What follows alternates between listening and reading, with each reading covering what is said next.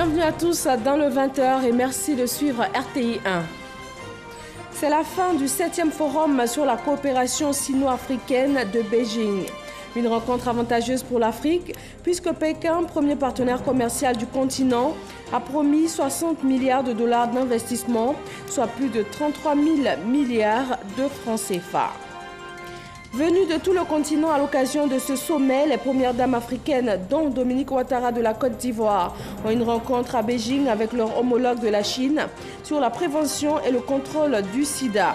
Le thème, la Chine et l'Afrique, la main dans la main pour un avenir sans sida. L'état-major général des armées récompense les lauréats de la parade militaire du 7 août dernier.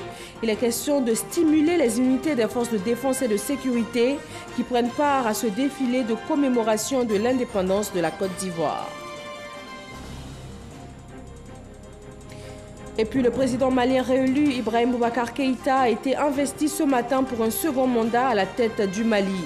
Il a juré devant Dieu et le peuple malien de préserver en toute fidélité le régime républicain, de respecter et de faire respecter la Constitution et la loi. Bonsoir à tous. Le forum sur la coopération Chine-Afrique est terminé. Il a refermé ses portes ce mardi à Pékin avec les gouvernants de 53 pays dont la Côte d'Ivoire et aussi les dirigeants de l'ONU et de l'Union africaine. Une rencontre fructueuse, Pékin ayant promis plus de 33 000 milliards de francs CFA d'investissement sur le continent africain. Le président ivoirien Alassane Ouattara a aussitôt quitté Pékin pour Abidjan. Fijanaïma. Après la cérémonie d'ouverture le lundi, la journée de ce mardi a été entièrement consacrée au huis clos des chefs d'État africains autour du président Xi Jinping. Commencé en milieu de matinée, il s'est poursuivi jusqu'en début de soirée. Participant à ce huis clos, le président de la République, Alassane Ouattara, est intervenu pour remercier le président Xi Jinping pour la solidarité manifestée par la Chine envers les pays africains à travers son nouvel appui financier à hauteur de 60 milliards de dollars.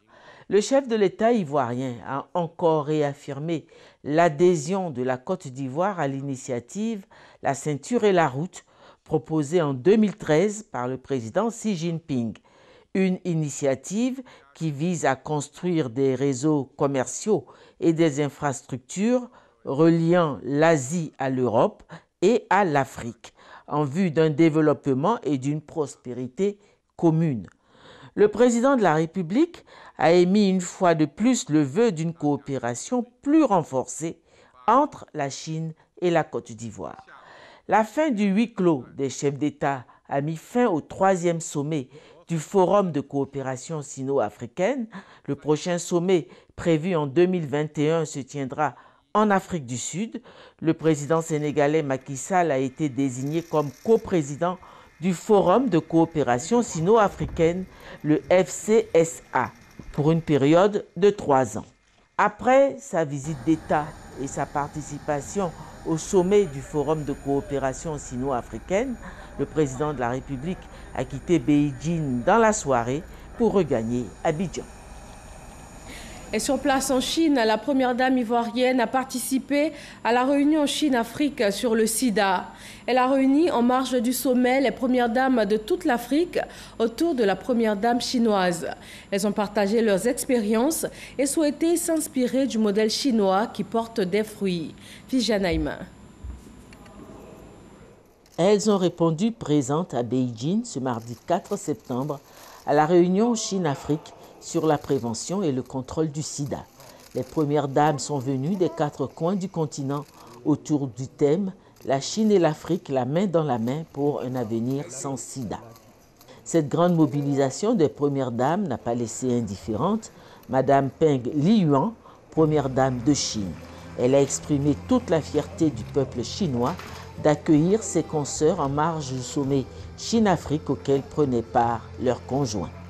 Madame Peng Liyuan a expliqué à l'auditoire que la Chine a fait des progrès significatifs en matière de lutte contre le VIH-Sida, avec la chute drastique du taux de prévalence, une somme d'expérience qu'elle entend partager avec le continent africain.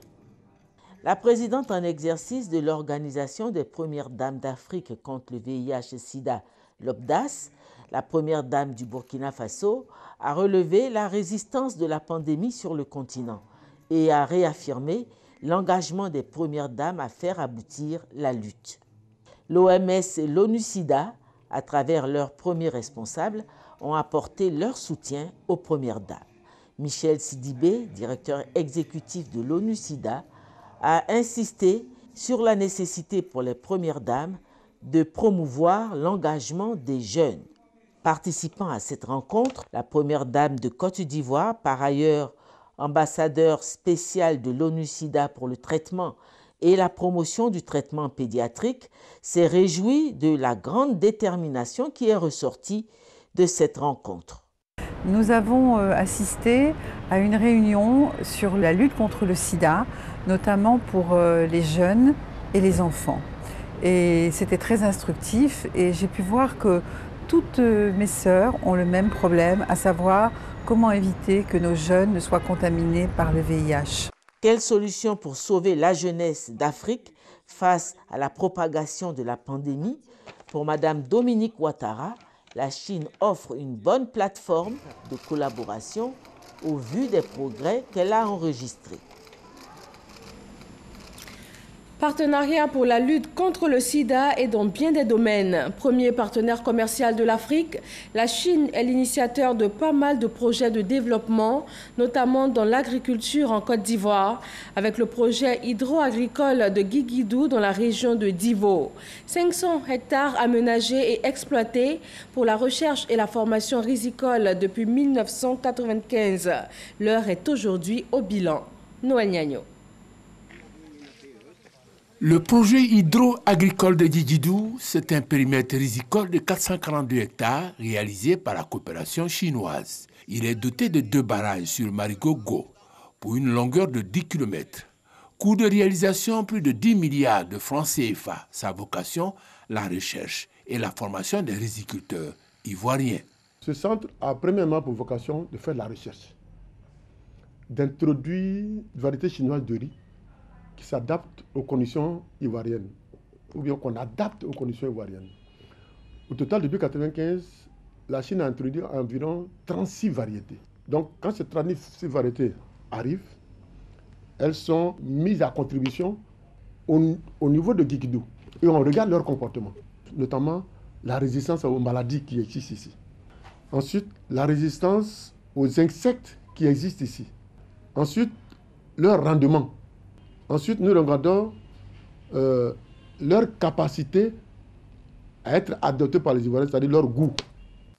De 970 exploitants installés dans des casiers de moins d'un demi-hectare à la fin des travaux en 2000, ils sont aujourd'hui à peine 500 pour diverses raisons. Nous étions 970 et maintenant nous sommes à 510 riziculteurs. Comment vous expliquez le départ des 400 euros? Bon, vu les difficultés avant, ça allait, tout était bien. Vu la dégradation avancée du périmètre, ça fait que beaucoup sont découragés, ils sont partis.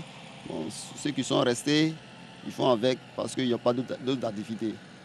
2000-2008, le centre a 18 ans. Le temps commence à avoir raison des installations, d'où la nécessité de sa réhabilitation conformément aux décisions de la dernière rencontre bipartite de juin 2017. En attendant sa réhabilitation pour donner à ce projet tous les moyens de sa contribution à l'autosuffisance en riz de la Côte d'Ivoire, le volet formation continue son petit bonhomme de chemin.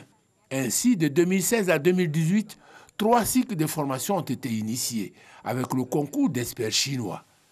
Une centaine de riziculteurs rigoureusement sélectionnés ont acquis du savoir et du savoir-faire en matière de production de riz, que ce soit du riz irrigué ou du riz pluvial. Ce que j'ai vu ici, là, n'est pas pareil avec ce que je fais au nord là-bas. Qu'est-ce que tu fais au nord? Je fais des semis à grains sur un sol sec, c'est-à-dire je fais du riz pluvial. Or ici, c'est un coin aménagé où c'est bien préparé. Et aujourd'hui, comme ça, on fait un repiquage à la volée que je n'avais jamais assisté. Vraiment, ça a été une découverte pour moi. On pratiquait auparavant des semis en ligne ou bien des semis à la main. Mais avec le semis à la volée, c'est un exercice qui est moins fatigant et puis aussi c'est rapide. Toutes choses qui vont permettre de produire davantage de riz pour réduire sensiblement l'importation de riz. Notons que la consommation de riz en Côte d'Ivoire est de 60 kg par an et par habitant. De plus, la production nationale en 2017 est de 1 400 000 tonnes pour un niveau de consommation de 2 900 000 tonnes.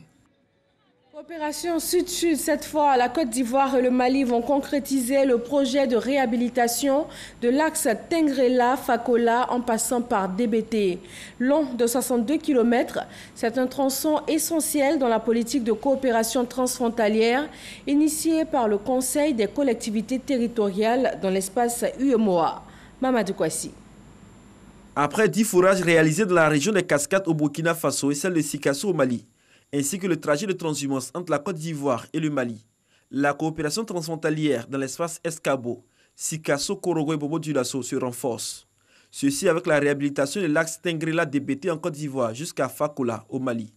Une route de 62 km essentielle dans la coopération transfrontalière entre les deux pays. La facilitation de la mobilité des populations, elle va aussi contribuer en tout cas à lutter contre l'insécurité qui est dans la zone.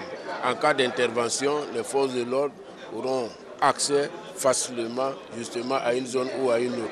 Le projet de réhabilitation était matérialisé par une signature de convention entre le Conseil des collectivités territoriales CCT et l'Union transfrontalière des collectivités territoriales de l'espace Escabo. Ce projet sera financé par la coopération suisse qui entend contribuer à l'amélioration des conditions de vie des populations. Je vous encourage dans vos actions de collaboration pour éviter que justement ces frontières soient une césure, mais plutôt que ce deviennent des points de rencontre, des points d'échange, des points de croissance, petit à petit amener plus de développement pour le bien des populations locales. Le ministre Albert François Amicha, président du Conseil des collectivités territoriales de l'espace UEMOA, soutient que plusieurs autres projets sont en cours de financement en vue de garantir la sécurité et l'employabilité des jeunes. Ces 48 projets prioritaires sur 7 espaces transfrontaliers, notamment le schéma d'aménagement transfrontalier intégré IR-Sahel, le désenclavement du centre de santé de Wagnan ou Arokui, Mali-Burkina, l'armature commerciale de l'espace Ganda entre le Niger et le Bénin. Et tout cela pour un financement global estimé à 85 842 145 000 francs CFA.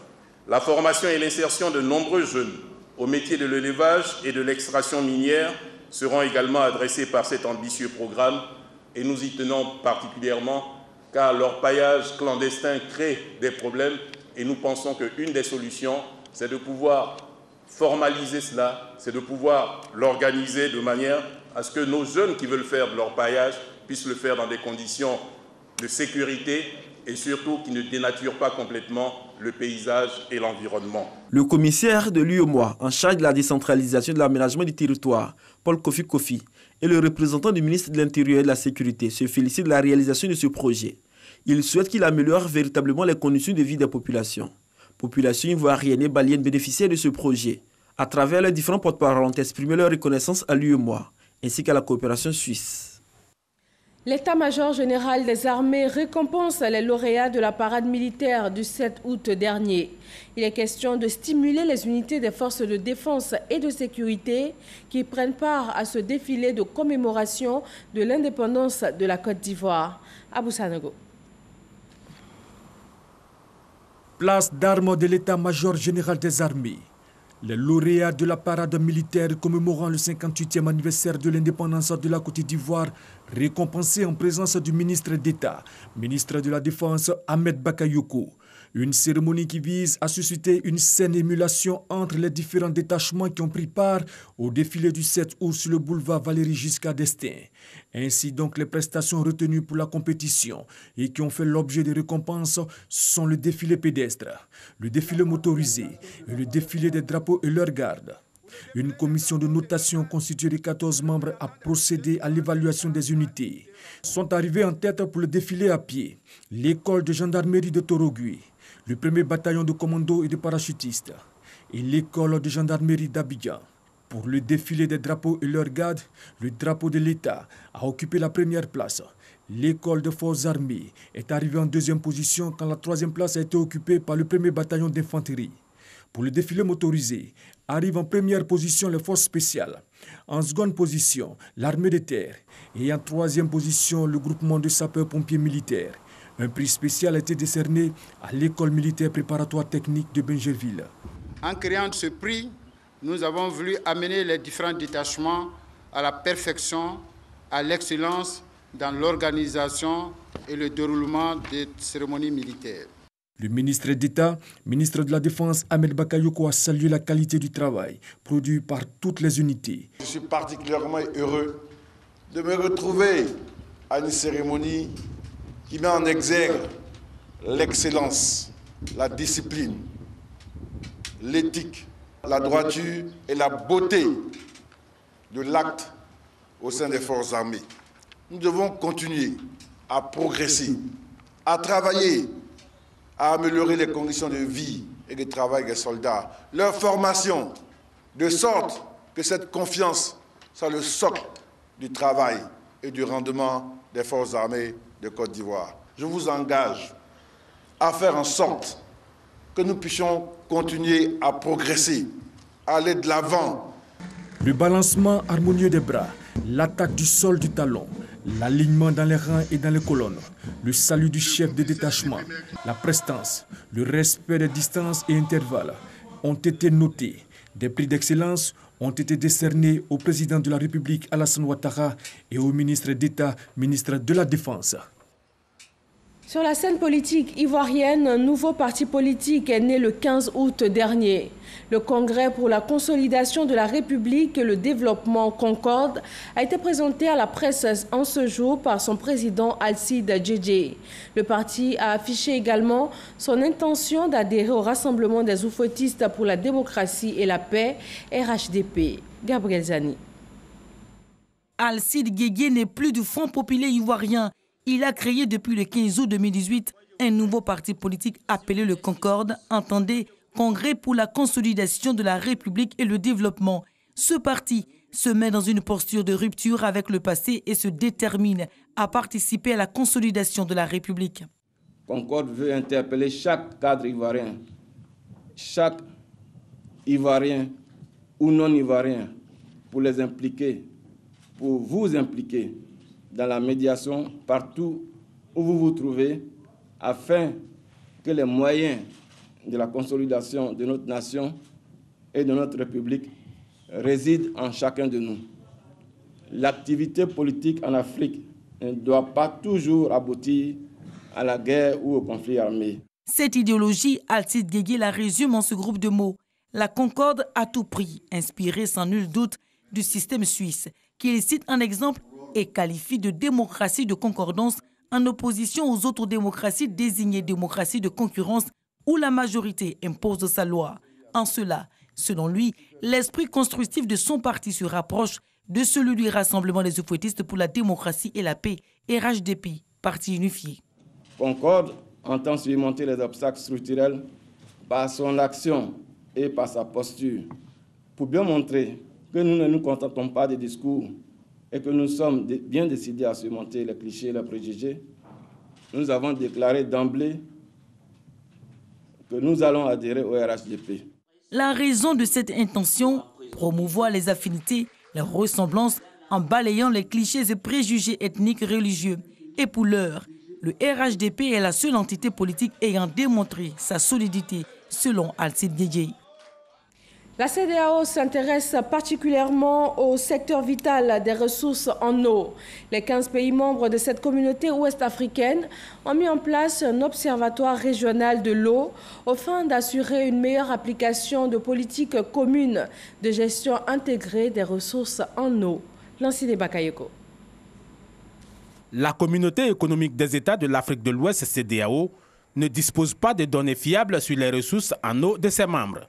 Cette formation des experts vient donc renforcer la performance de l'Observatoire régional de l'eau, mieux améliorer la gouvernance des systèmes nationaux. Cette réunion, en dehors de son caractère d'échange et d'analyse hautement intellectuelle, doit pouvoir apporter des réponses concrètes, réalistes et innovantes à la réalisation de l'objectif global que vous vous êtes assigné, à savoir répondre aux attentes légitimes des populations.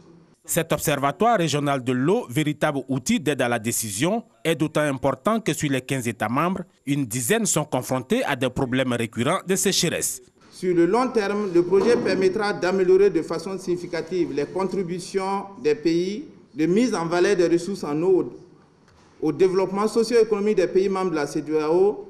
Et sur le moyen terme, le projet permettra de contribuer à l'amélioration de la performance, du développement ainsi que du suivi et évaluation du secteur de l'eau. De nombreux partenaires régionaux ont pris part au financement de cette séance de formation des points focaux. En première ligne, la Banque africaine de développement. Du Gontougo aussi, les infrastructures hydrauliques font partie des projets exécutés. Ces infrastructures communautaires de base ont été remises aux populations par le ministre des Ressources animales et halieutiques. Il a aussi inauguré sur place le pont reliant le village d'Abokouman à Assuefri. Herman Guivé. Mise sous tension des villages de Bané et Abokouman dans le département de Tanda. Abokouman, désormais désenclavé grâce à un pont qui le relie à Assuefri et Koumfao. En moins d'un mois, ce sont près de 10 localités de la région du Gontougo qui bénéficient d'infrastructures de base. Toutes ces infrastructures sont à l'actif dans le cadre de la région. Le ministre des Ressources animales et halieutiques, Kobena Kwasi Adjoumani, président élu du conseil régional du Gontougo. Kobena Kwasi Adjoumani de préciser que tous ces actes de développement, les populations de Gontougo les doivent en réalité au chef de l'État, qui ne fait qu'imiter. Hommage au président de la République, son Excellence Alassane Ouattara, le véritable agent de développement de la Côte d'Ivoire. C'est lui qui a permis que nous passions de 20% d'électrification à aujourd'hui plus de 90% d'électrification dans le district du Zanza. C'est le pont qui posait problème, maintenant qu'il y a un pont. Je sais que s'il plaît à Dieu, on n'aura aucun problème à avoir de l'eau courante dans notre village. La fête du développement à Abokouman était placée sous le signe de la réconciliation et de la cohésion sociale. Le ministre Kobena Kwasi Adjoumani avait à ses côtés le député maire d'Assuefri, Séverin Yoboa Kouabenan. Le Gontougo a décidé de tourner le dos à la division pour penser développement et épanouissement de ses populations. Dans le domaine de l'éducation, les inscriptions pour les élèves entrant en maternelle et au CP1 ont démarré hier lundi et se poursuivent jusqu'au vendredi 7 septembre. Et à partir du lundi 10, c'est la reprise des classes pour cette année scolaire 2018-2019.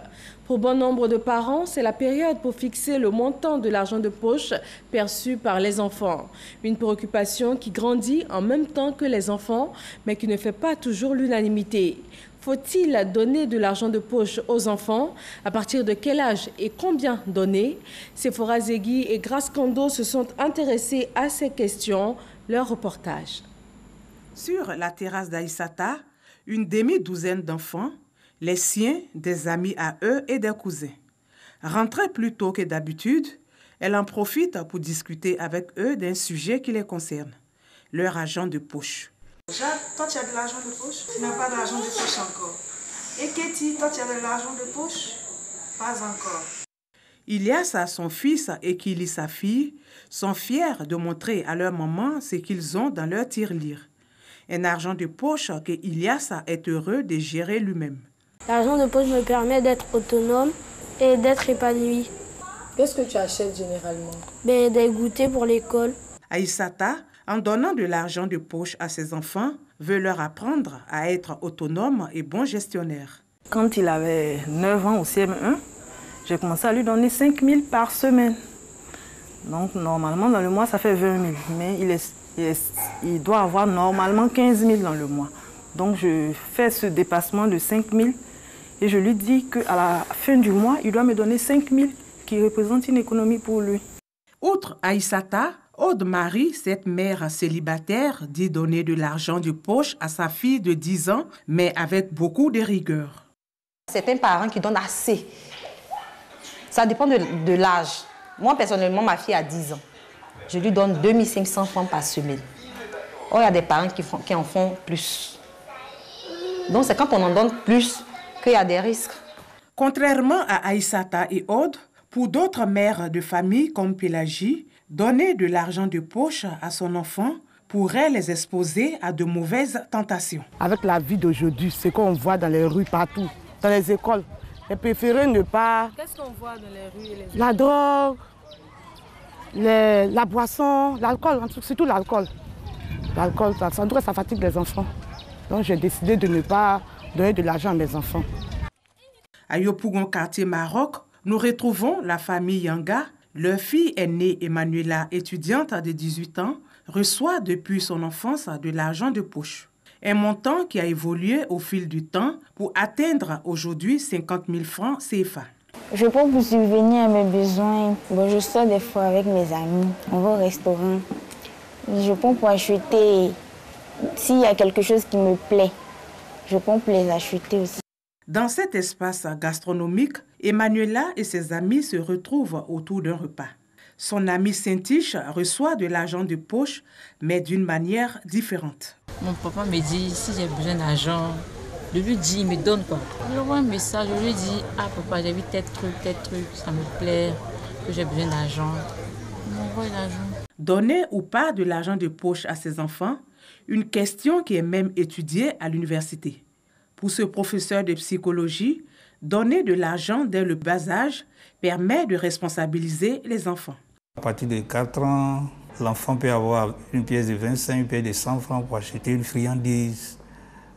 C'est une manière de donner de l'argent. L'enfant comprend à partir de cet instant que l'argent, c'est une pièce d'échange par rapport à un bien.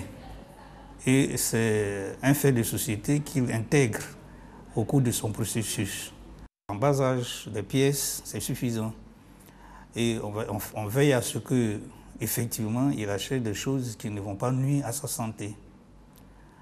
Lorsqu'ils sont au collège, au lycée, en ce moment, ils sont des grands garçons, des grandes filles.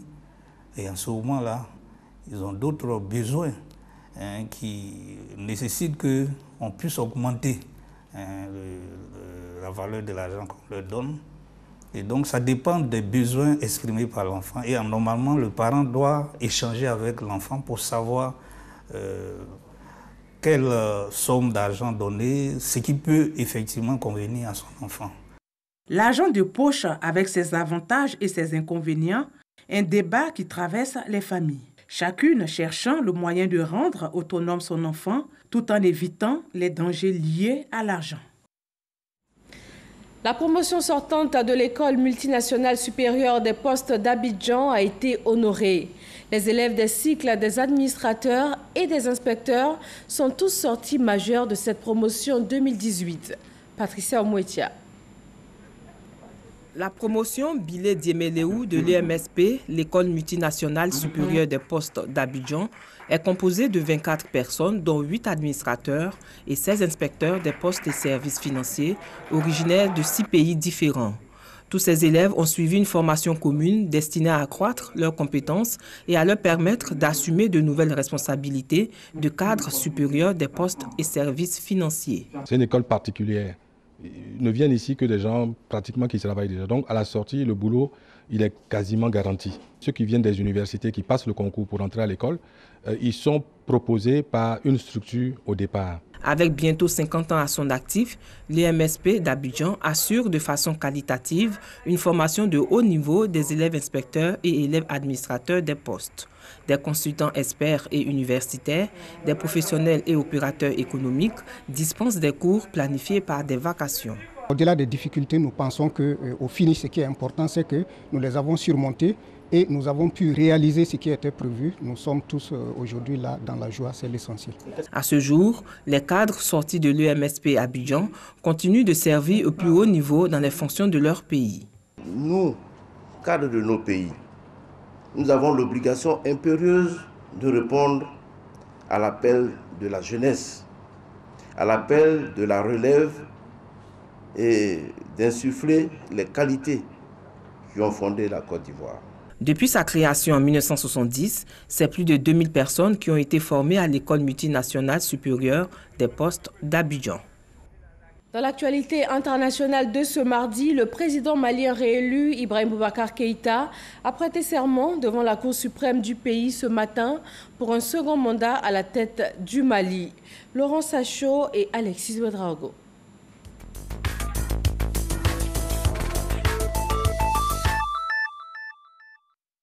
Ibrahim Boubacar Keïta a été investi ce mardi pour un second mandat à la magistrature suprême.